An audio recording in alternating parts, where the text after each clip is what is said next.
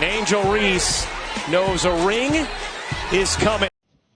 I'm happy. I mean, all year I was critiqued about who I was. The narrative, I don't fit the narrative. I don't fit in the box that y'all want me to be in.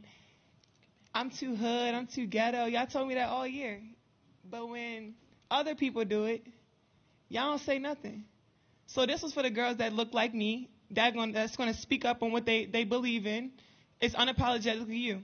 And that's what I did it for tonight. This was for it was just bigger than me tonight. It was bigger than me. Twitter is going to go in a rage every time.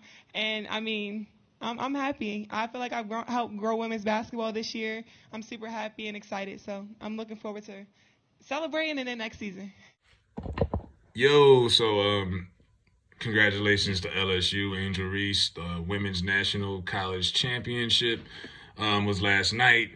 And, of course, all of the controversy that came with it. And it was crazy because I was just having a conversation with a friend of mine like 2 weeks ago about how men's college basketball is boring now and the women have really taken control of the sport. I mean, with the potential dynasty with USC and Don Staley, that would have been the first time ever a black female coach. UConn years ago. Now, I mean, history was made again this weekend. And Angel Reese and LSU came on top. Now, the Caitlin Clark situation, the white girl from Iowa eliminated the Gamecocks last week. Final Four, big stage. She's doing the John Cena, Tony Yayo, you can't see me. She's taunting everybody on the bench throughout the game and after the game. And she was on Sports Illustrated. They propped her up like she was the next, great white hope. Like she was the modern Larry Bird or something. And speaking of Larry Bird, people didn't have a problem when he used to talk trash back in the 80s. He was the best trash talker in the NBA. You could look at tons of videos of guys, black players, talking about how Larry would come to the rival team's arena, go to the locker room, tell everybody, I'm going to whoop your ass, and what's the scoring record? Because I'm going to break it tonight.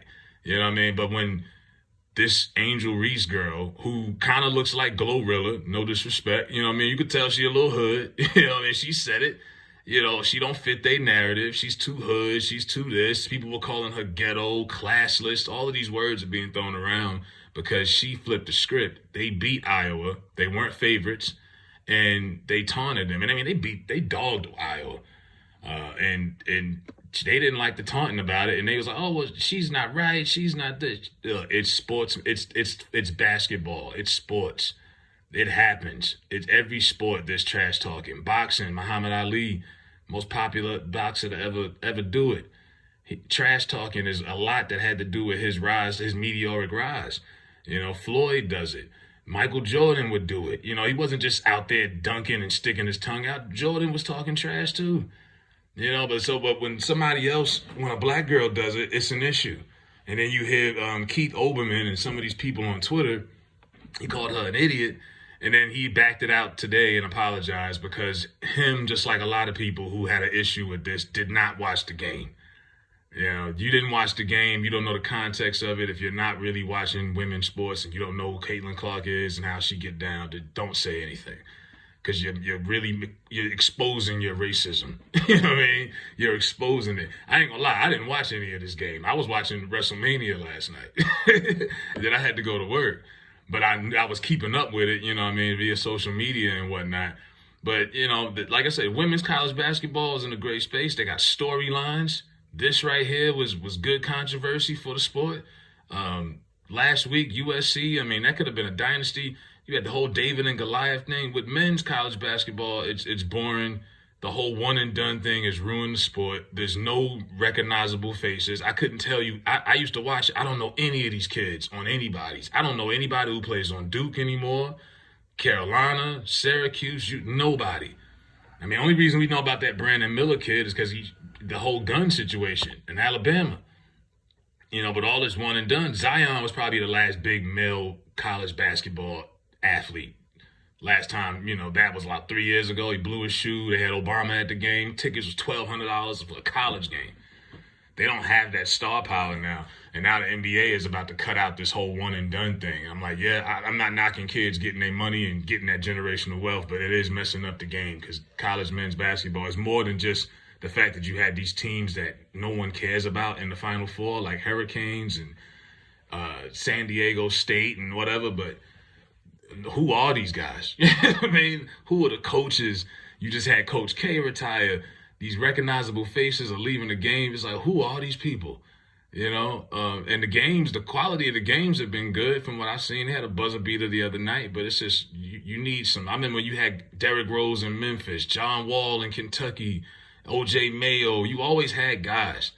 You know, even Ray Allen at his UConn days, at Georgetown with Allen Iverson. It was always, college basketball has fallen off completely with the men, but the women are carrying the torch. And like I say, a lot of white people are exposing their racism today, and they did yesterday, because I didn't see anybody with that same energy for this Caitlyn girl when she was running around doing the absolute most. And people was just saying, oh, she's a beast. She's a beast. Look at her. No one had anything bad to say about her being braggadocious. But when a black girl that looks like Glorilla with lipstick and, you know, and her hair's done the way it is, and she's unapologetically black. It's the same issue people have with Kyrie.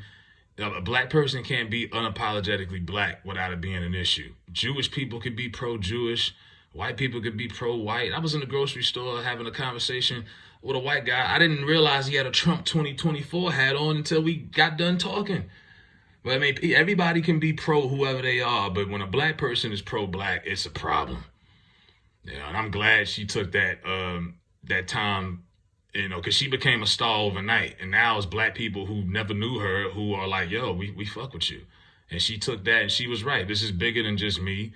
This is about a whole genre of girls who look like me, who are denied certain opportunities and are looked at in a certain way.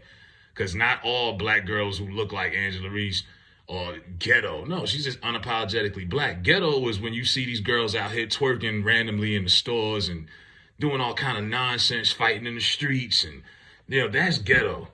But ain't nothing ghetto about what this girl did or how she moves and conducts herself. So shout out to her, man, and the women's holding it down for college sports, because men's college sports, there's nothing against these current guys that's out here playing and working, but the structure of the game, I think, is kind of messed up, where a lot of guys just, there's no commitment, you know. And in college men's football, it's the transfer portal. That's their problem. They can't get kids to commit. A kid don't like their situation, they transfer, go to another school and ball out. Jalen Hurts did it. Cam Newton did it.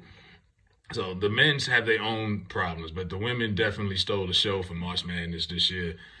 Let me know what y'all think about Caitlin Clark and Angel Reese and all this.